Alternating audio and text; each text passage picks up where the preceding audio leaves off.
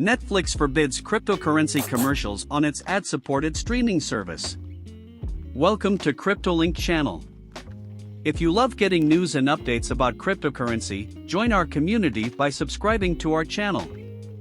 You can tap the bell icon to never miss our new videos. If you enjoy our channel, kindly like and share it with your friends. September 6, 2022. Cointelegraph tweeted, "No income from crypto ads for Netflix." On its subscription tier of ad-supported, which is set to debut in November months earlier than scheduled, streaming giant Netflix has apparently prohibited advertisements connected to cryptocurrencies. The Sydney Morning Herald announced on Monday, citing local sources, that Netflix has chosen to avoid any political, gambling, and cryptocurrency-related advertising on its new membership tier. Additionally, no advertisements for products will appear on the new tier selling goods to kids. According to the same sources, limits on pharmaceutical promotion were also being considered about. Variety claims that Netflix has accelerated the introduction of its less expensive ad-supported tier to November in order to rival with Disney+, which will debut its own ad-based plan on December 8th. In first, Netflix had intended to introduce its ad-supported tier at the beginning of 2023.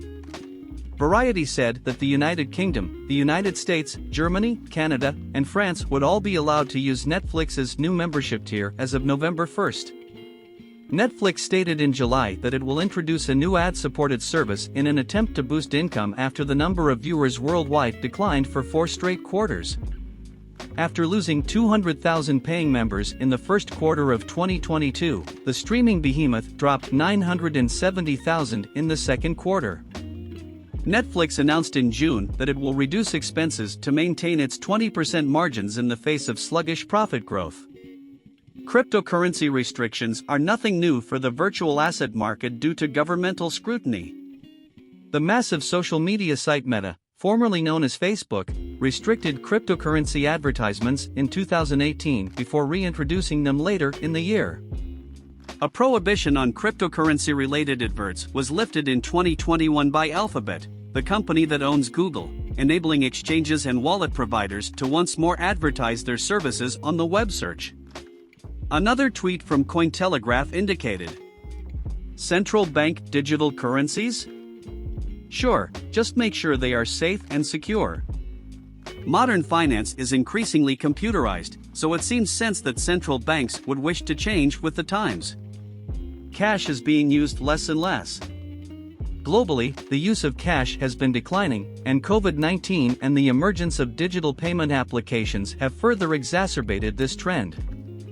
This has increased interest in digital funds and the need for simpler payment methods. Central bank digital currencies, or CBDCs, are a concept that has gained popularity as cryptocurrency use grows. Many governments have been toying with and researching the concept of releasing their own CBDCs, and a few have indeed done so. The moment of CBDCs normalization is uncertain. Expecting CBDCs to share Bitcoin's decentralized features is unrealistic given that a central bank is by definition a centralized organization. They can nevertheless offer some of the same advantages, such as speeding up payment verification processes and offering transaction evidence. Still, there are a lot of obstacles to go through. These difficulties include the operational dangers associated with the cyber realm. Banks are used to devoting resources to protecting their fiat reserves, but securing virtual currencies calls for a different mentality. Blockchain technology has several numerous weaknesses, such as anonymity and irreversibility, that skilled con artists may be able to take advantage of. However, it's unclear if CBDCs will use blockchain technology. Do CBDCs have the opportunity to expose central banks to newer kinds of online threats? How may these possible dangers or weaknesses present themselves? Cybersecurity is not really easy.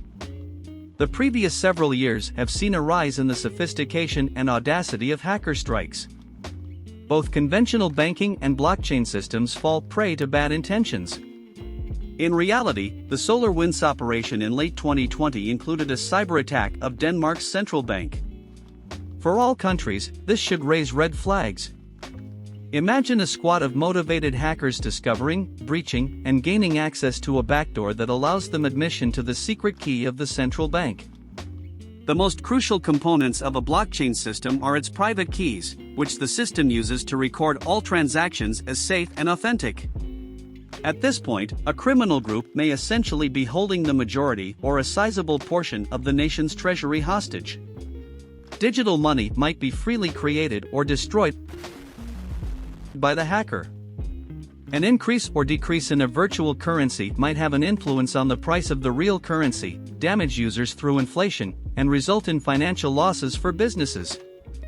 A breach of this size might be devastating and perhaps cause the collapse of the whole national economy. Obviously, even some of the most brilliant criminal masterminds would be way too sophisticated to launch an attack of this magnitude, but the threat's still there. It is impossible to forecast the consequences of such a strike, because it would be unforeseen. The world's political and economic stability would surely be put to the test, but it wouldn't be nice. It goes without saying that any government would invest heavily in cybersecurity to secure its recently constructed digital infrastructure. However, merely using a lot of resources won't protect against hackers.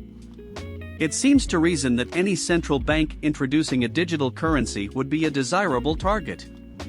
So how can a nation that is committed to establishing its own CBDC defend its money against hackers seeking to steal it?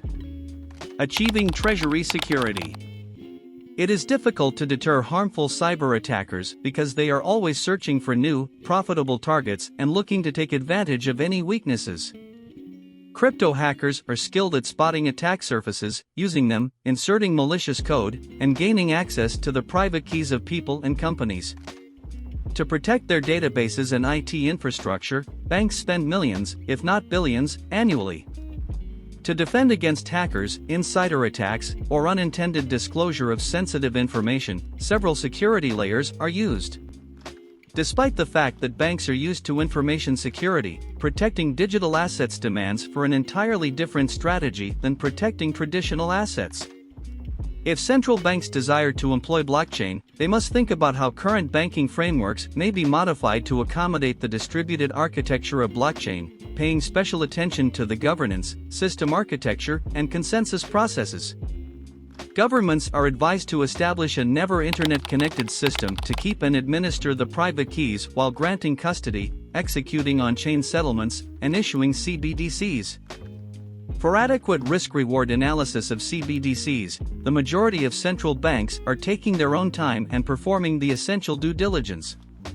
Given the volatility of the cryptocurrency market, some may really prefer to delay their participation. However, any country that implements a CBDC in the coming years needs to be sure it is prepared to protect its digital assets, particularly its private keys. Central banks must totally reconsider what they know about the requirements for IT security whenever it comes to blockchain. Then, and only then, will they be able to launch their digital currency stress-free. That's it for our today's video. So, what can you say about the news? Let us know about it in the comments section down below. Thanks for tuning in to CryptoLink. We are always excited to provide you with news and updates about cryptocurrency, and if you like this video, please click the like button. See you on the next one.